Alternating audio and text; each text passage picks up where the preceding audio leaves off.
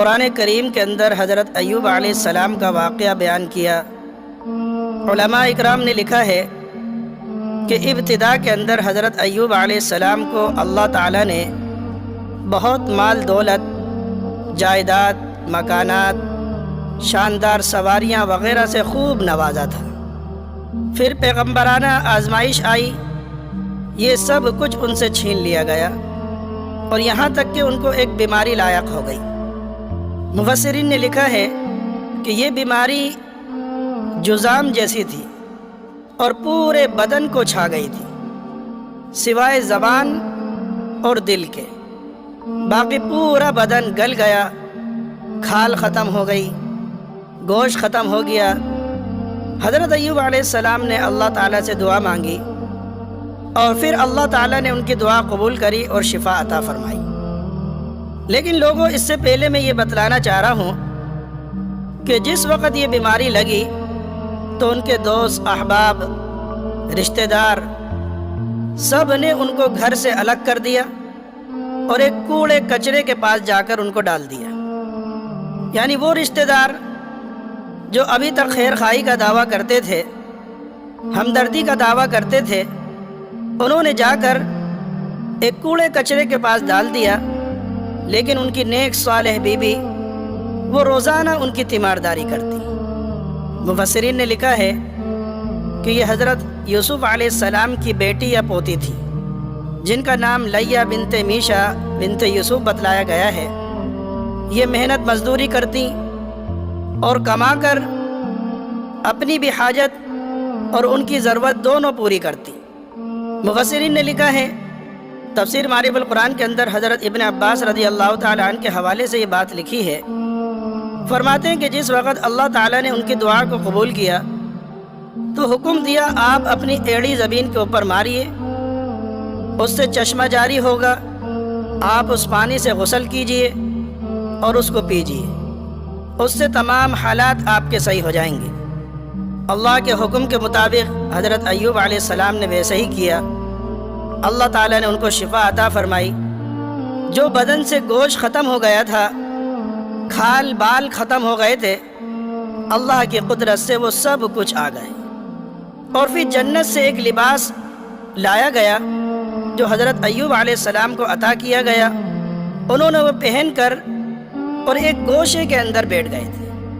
تو ان کی اہلیہ محترمہ آئیں، جب دیکھا کہ یہاں پر میرے شوہر یعنی حضرت ایوب علیہ السلام موجود نہیں ہیں، خوب رونے لگی۔ اور پھر ان کی نظر انہی گوشے نشین ایک آدمی کی طرف پڑی تو اس سے پوچھ تاچھ کری کہ اللہ کے بندے، یہاں ایک بیمار شخص تھا، وہ کہاں چلا گیا؟ یا کتے بھیڑیوں نے اس کو کھا لیا؟ کیا ہو گیا؟ اب ظاہر سی بات ہے کہ حضرت ایوب علیہ السلام وہ خود موجود تھے۔ انہوں نے کہا کہ اللہ کے بندی، میں ہی ایوب ہوں۔ لکھا ہے مفسرین نے کہ ابھی تک ان اہلیہ محترمہ نے ان کو پہچانا نہیں اور کہنے لگی کہ آپ ہم سے تمسخر نہ کریں، ہمیں بتلا دیں کہ وہ شخص کہاں ہے۔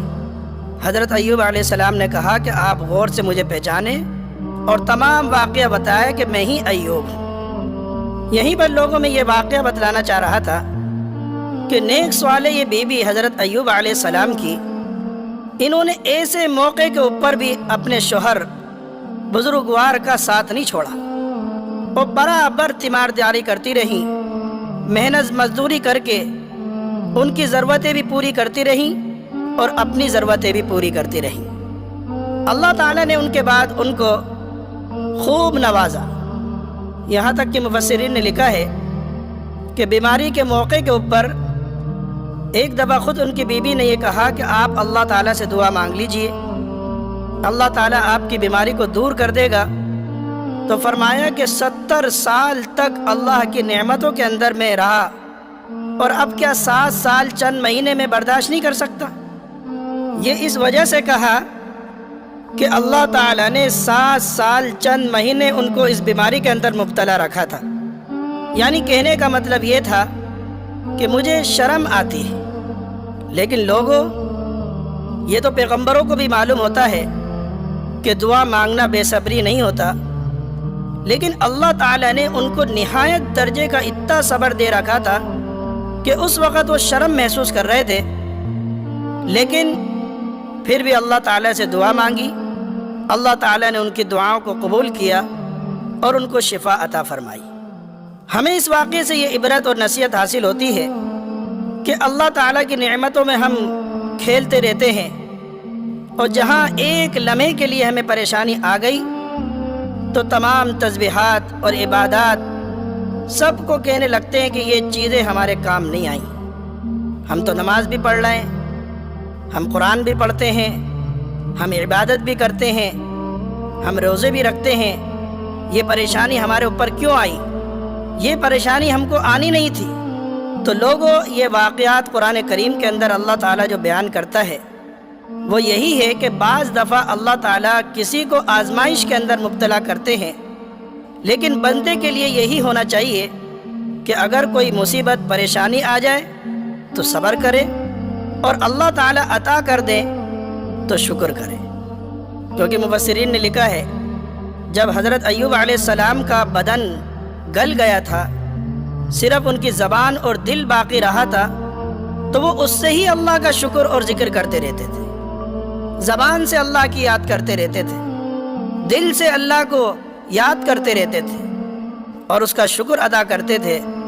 معارف القرآن کے اندر لکھا ہے کہ کہتے تھے، اے اللہ، تو نے مجھے مال، دولت، مکانات، بہترین سواریاں، اولاد خوب عطا فرمائی، تیرا شکر ادا کرتا ہوں کہ اس کی محبت میرے دل کے جز جز کے اوپر چھا گئی تھی، اور تو نے ہی وہ اب مجھ سے لے لی ہے، اس کا بھی تجھ سے شکر ادا کرتا ہوں کہ اب تیرے اور میرے درمیان کوئی چیز حائل نہیں ہے۔